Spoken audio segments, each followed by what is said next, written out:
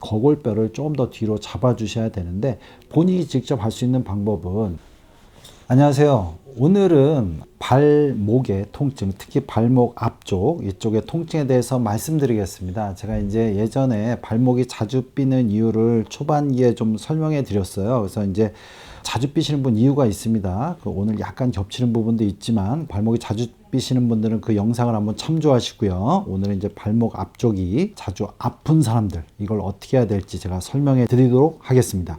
먼저 모든 관절은 근육을 통해서 움직입니다. 그래서 발목을 실적으로 움직여주는 근육들이 있어요. 이렇게 이제 족배굴곡이라든가 족저굴곡 이런 식으로 이제 할 때 발목을 움직여주는 근육들이 있죠. 그래서 이게 족배굴곡을 할 때 이 앞쪽에 있는 근육을 이용해서, 우리가 힘줄을 이용해서 발의 내측이라든가 엄지발이나 이렇게 나머지 근육에 붙죠. 그래서 이제 근육과 연관된 힘줄의 문제로 일단 통증이 올 수가 있습니다. 그래서 가장 안쪽에 있는 게 우리가 이제 전경골근이라 그러죠. 전경골근. 그 다음에 지나가는 장모지 신근, 그 다음에 장지 신근, 그 다음에 제3비골근, 이런 식으로 차례대로 지나가요. 옆으로 삘 때는 제3비골근에 문제가 되는 경우가 많습니다.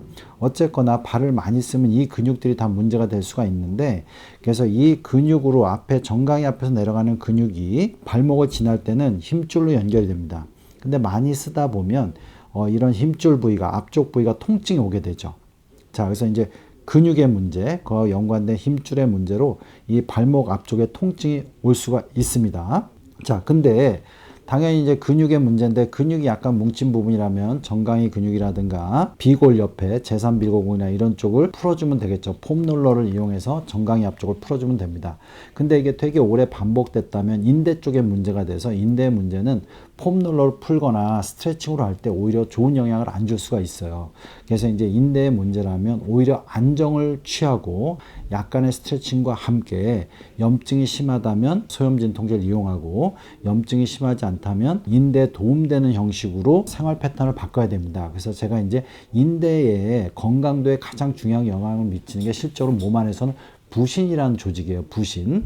콩팥 위에 있죠. 그래서 제가 부신 피로 증후군에 대해서 예전에 말씀드렸는데, 부신 기능이 떨어지면 이런 인대의 기능이 떨어집니다. 그래서 부신 기능을 끌어올리려면 여러분들이 좀 무리를 하지 말고 충분한 수면과 함께 물과 비타민 C하고 이런 영양소, 미네랄, 인대에 도움되는 미네랄은 망간하고 구리이기 때문에 이런 영양소를 적절히 섭취해 주는 게 되게 중요합니다. 인대에 무리가 됐다면. 자, 그러면 이제 어떤 근육의 문제, 그래서 인대의 문제까지 왔다면 부신을 좀 생각하셔야 되는 걸 여러분들이 아셔야 되고, 근데 이런 부분이 점점 만성화 된다면 당연히 인대와 근육만의 문제가 아니라 인대와 근육이 지나가는 부위나 부착 부위에 뼈에 아탈구, 즉 틀어짐이 문제가 되는 경우가 많습니다. 그래서 이제 이 주로 전경골근이나 요 내측에 문제가 될 때는 주상골이 이렇게 좀 내려가고 평발인 경우가 많아요. 그러면 이제 이 앞쪽에 좀 더 텐션이 걸리면서 긴장도가 생기면서 문제가 됩니다. 그래서 요 주상골이 하방변이 되거나 좀 더 평발이거나 신발 때문에 이 주상골에 무리가 가거나 이런 분들은 좀 더 이 앞쪽에 통증이 올 확률이 많습니다. 또 하나는 발목에 경골과 비골 사이에 있는 발목을 받쳐주는 거골뼈가 종종 전방으로 이렇게 틀어지신 분이 있습니다. 우리가 이제 내가 발을 엑스레이로 확인할 때 양쪽 발을 언제나 찍는데, 그 이유가 상대적으로 더 나오면은 이 앞쪽으로 지나가는 인대를 자극합니다. 그래서 장지신근이라든가 장모지신근 이런 쪽 앞쪽 지나가는 데가 자극돼요. 그럴 때는 족배굴곡과 족저굴곡을 할 때 양쪽에 가동력이 차이가 납니다. 거골이 앞쪽으로 빠지면. 자, 이런 경우는 뭐 하이힐을 신거나 신발을 잘못 신어서도 그러고 순간적으로 삐면서도 거골이 앞쪽으로 나갈 수가 있습니다. 자, 그러면 아무리 이쪽을 근육을 스트레칭하고 인대를 저거 해도 조금만 잘못하면 또 이제 통증이 오죠. 그러면 이 거골뼈를 조금 더 뒤로 잡아 주셔야 되는데, 본인이 직접 할 수 있는 방법은 족배 굴곡을 하면서 관절 굴곡 부위를 쭉 뒤로 밀어주는 방법도 있습니다. 그래서 좀 더 가동력이 높아진다면 좀 더 앞으로 나왔다는 걸 여러분들이 확인할 수가 있고요. 잘 안 되면 무리해서 할 필요 없고 병원에서 정확하게 엑스레이와 함께 검사를 하셔야 됩니다. 또 하나는 이 바깥쪽에 입방골의 문제 때문에 입방골이 틀어지면 제3비골근이라든가 그 다음에 장단비골근 옆쪽 측면부에 통증이 오고 발목이 자주 빼요. 그래서 이게 입방골의 틀어짐을 잘 보셔야 됩니다. 입방골이 틀어지면 보행이 되게 불편하세요. 이쪽 바깥쪽이 언제나 아파지고, 제가 이제 발에 바깥쪽이 아파요 부분에서 또 입방골을 얘기한 적이 있고요. 그래서 이 두 개, 비골근, 이 비골뼈 앞뒤로 가고 있는 요 근육의 문제를 잘 일으킵니다. 그래서 이제 이 옆쪽으로 통증이 오죠. 그러면 이제 물론 비골근을 풀어주기도 해야 되지만 이 입방골이 잡혀지지 않으면 이 바깥쪽의 통증과 지속된 발목에 삐는 증상이 잘 올 수가 있습니다. 자, 그리고 이 마지막으로 종골이 틀어지는 건데, 종골은 주로 뒤로 빠집니다. 뒤로 빠지다 보면 당연히 뒤로 이렇게 빠지다 보니까 아치는 더 낮아지고요.